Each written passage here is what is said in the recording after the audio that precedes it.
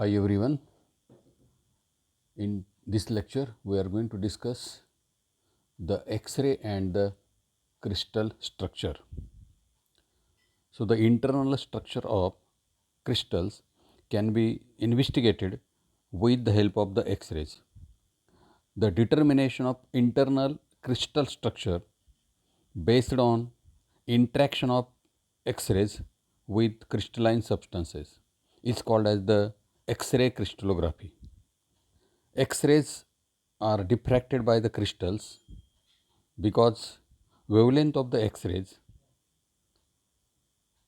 is the same order, that is a 10 raised to minus 8 centimeter, as the interplanar distances in the crystals. So, X-rays can be used to investigate the internal structure of the crystal. The use of the X-ray in the determination of structure of crystal, it was suggested by the scientist Love in 1912. So, friends, in today's or in this lecture, we are going to discuss the X-ray and the crystal structure. So, here first of all, let us discuss how the X-rays are produced. So, here when the cathode rays are made to strike on metals, a new invisible electromagnetic radiation is given out, and these invisible electromagnetic radiations, they are called as the X-rays. So, here the metal piece used for producing of the X-ray, it is called as the anticathode, and here the X-rays have very small wavelength and very high penetrating power. Generally, friends, the wavelength of the X-ray is it is a 1 angstrom to the few angstrom. And what is the important property of the X-ray? So, here the X-rays have very high penetrating power. So, here the wavelength of the X-ray depends on material of the anticathode. So, here which material is used as the anticathode? Usually or generally the nickel, iron, chromium and antimony, they are used as the anticathode. So, here the X-rays are non-homogeneous. So, what is by non-homogeneous? So, here the X-rays of the various wavelengths are present together. That is why here the X-rays are the non-homogeneous. And here when the non-homogeneous X-rays are passed through the same material as used for the anticathode, here only certain definite wavelength come out, and this is called as the screening or the filtering. So, here such X-rays are called as the screened or filter X-rays, and here in the X-ray crystallography, here only screen X-rays or the filter X-rays are used for the study. So, here there are various methods to study the crystal analysis. So, here generally the first method is the Lau's method, second one is the Bragg's method, third one is the powder method, and the fourth one is the rotating crystal method. So, these are the various methods which are used to study the crystal analysis. So, in our syllabus only two methods are included, that is the Lau's method and the Bragg's method. In today's lecture, we are going to discuss that is a Lau's method for the crystal analysis. So, friends, let us discuss the Lau's method.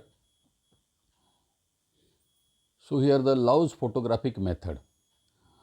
Study of the geometrical crystallography, or to study the geometrical crystallography, the X-ray diffraction method is a powerful tool.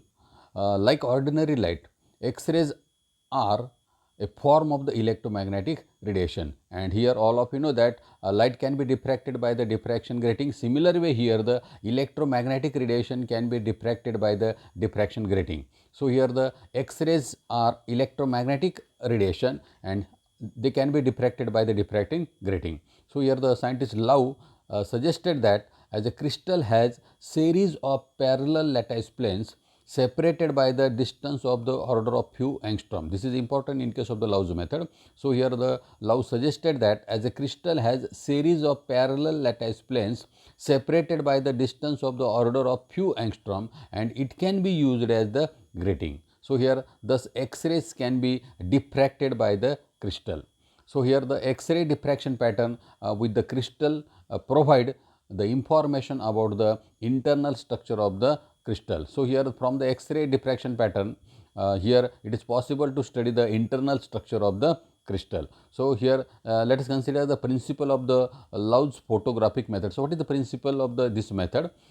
Here, if a beam of X-ray is allowed to fall on the crystal, it is transmitted through the crystal as a number of diffracted beam. So, here if a beam of the X-ray is allowed to fall on the crystal, it is transmitted through the crystal as a number of diffracted beam, and here the diffraction pattern is generally obtained on the photographic plate. So, here the geometrical understanding such as distances between the lattice planes of the crystal is possible after observing the intensities and the position of the spots, that is the diffraction pattern on the photographic plate. So, here this such types of the geometric understanding is possible from the Lau's method. So, here let us consider the actual diagram. So, here this is the X-ray source, then here these are the X-rays, this is the diaphragm, here this is the crystal holder, here this is the crystal, this is the photoplate, and here this is a diffracted beam, and this is a undiffracted beam. Generally here non-homogeneous X-rays are generated with the help of the source by the bombardment of the heavy metal target by the electrons. So, here with the help of this X-ray source, non-homogeneous X-rays are generated from the source by the bombardment of the heavy metal target by the electron, and here with the help of this diaphragm a fine X-ray beam is obtained. So, here this is the diaphragm, it is a work as the slit. So, here with the help of this fine diaphragm, here the fine X-ray beam is obtained. The beam is transmitted through the crystal which is fitted to the holder. As the crystal acts as the transmitted grating, its lattice plane causes the diffraction of the beam. So, here when the fine beam of the X-ray, when it passes through the crystal, the lattice plane causes the diffraction of the beam. That means the diffraction of the X-rays takes place. So, here the diffraction pattern, it is obtained on the photoplate. So, this is the friends, this is the photoplate. So, here when the X-rays, when they passes through the crystal, here its lattice plane causes the diffraction of the beam. So, this is the diffracted beam, and while this is the undiffracted beam, and here the diffraction pattern generally it is obtained on the photoplate, and these photographs are called as the Lau photographs, or here they are also called as the Lau pattern. So, here these photographs consist of central spot due to the undiffracted beam. So, here this is the Lau photograph of the magnesium oxide, and here this is the central spot due to the undiffracted beam, while these are the spot due to the diffracted beam. So, here around the central spot several spots of the varying intensities are obtained, and from the knowledge of the distance through which the beam is deviated from the center spot and the distance between the crystal and photoplate, the angle of diffraction is calculated. So, here friends, so here this photograph, it generally it is obtained on the photoplate, and here from the knowledge of the distance through which the beam is deviated from the central spot and the distance between the crystal and the photoplate, the angle of diffraction is calculated. And what is important in this method? From the position of the spots, then diffraction angles and the intensities of the spot, it is possible to learn the symmetry and relative position of the atoms, ions or molecules in the crystal. So, friends, this is about the Lau's method to study the internal structure of the crystal, and here this is a Lau's photograph of the magnesium oxide. So, friends, here when we consider this Lau's method, it has certain limitation or it has certain drawbacks or the shortcoming. So, here let us consider one by one. So, here the first one is the generally X-rays used are the non-homogeneous.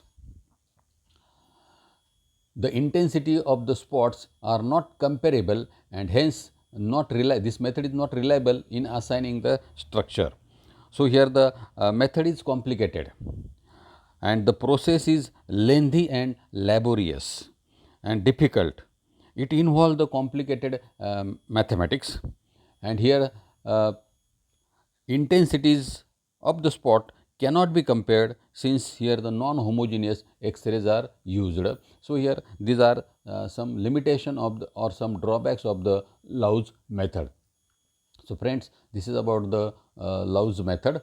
In the next lecture, we are going to discuss the Bragg's method and the Bragg's equation to study the internal structure of the crystal.